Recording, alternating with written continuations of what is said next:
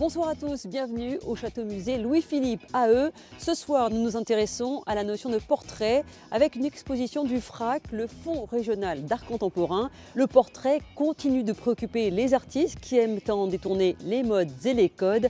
Galerie de portrait, c'est tout de suite dans les yeux bien ouverts. Le Château-Musée Louis-Philippe abrite une galerie de portraits des Guises, la famille à l'origine de ce château, des portraits du XVIIe.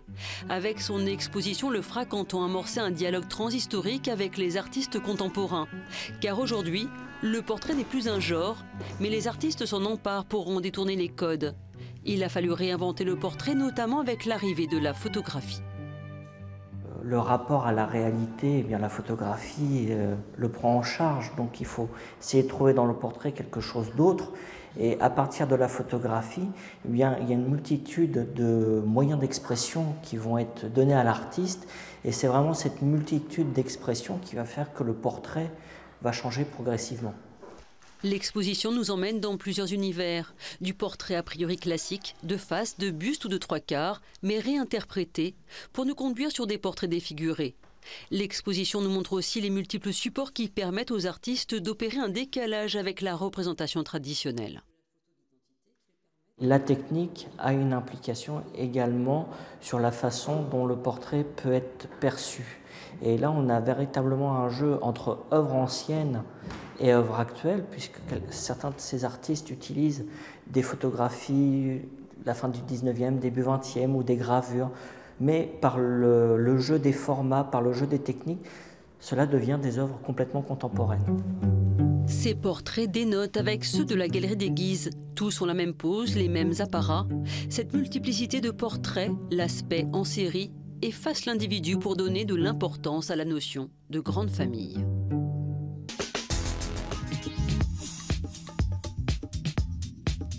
Vendredi prochain, c'est la soirée Apéro Cube. Une fois par trimestre, le Cube à Évreux propose une soirée avec des groupes locaux et régionaux et c'est gratuit. Au programme Rizzo, le goût acide des conservateurs et les rois de Mugslug.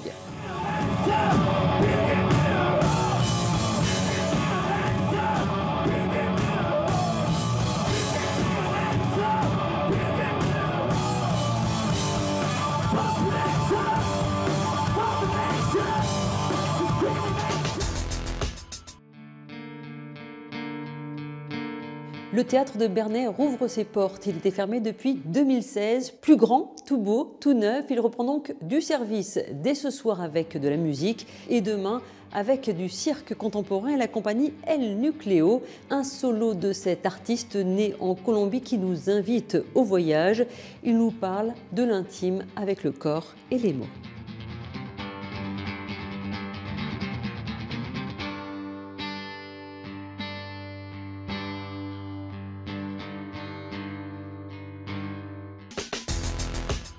Réunir 1000 musiciens sur le pré du Bel et Bas à Évreux, c'est le défi que s'est donné le Tangram pour rendre un hommage vibrant au rock. L'idée, c'est de faire un concert le 23 juin prochain. Vous avez jusqu'au 30 novembre pour vous inscrire. Plusieurs villes ont déjà relevé le pari, comme ici à Lorient, en Bretagne.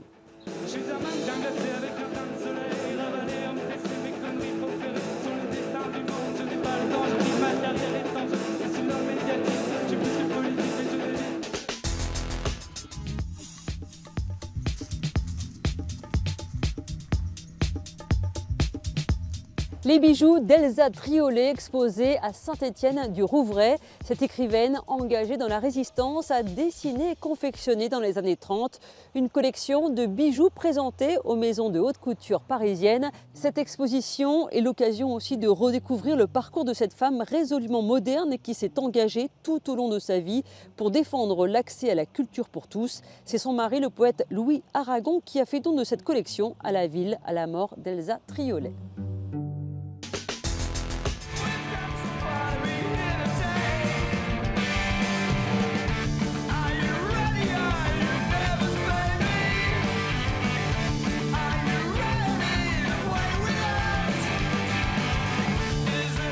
Radio Birdman demain au 106 à Rouen. C'est une référence mythique de la scène punk rock australienne. Après s'être séparé dans les années 80, le groupe s'est reformé. L'occasion de les revoir enfin sur scène avec en première partie les Diepois de The No.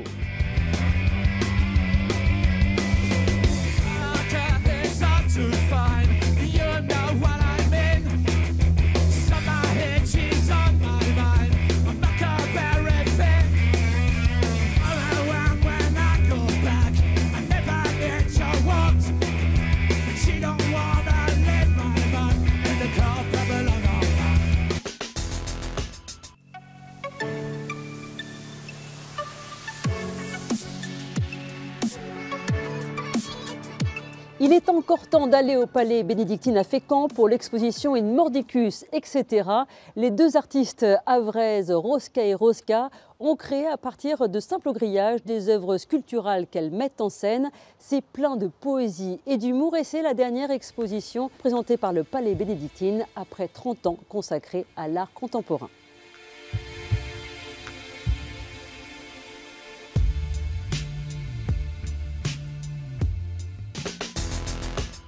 Voilà, c'est tout pour ce soir. On se retrouve la semaine prochaine. En attendant, sortez, profitez et surtout gardez les yeux bien ouverts.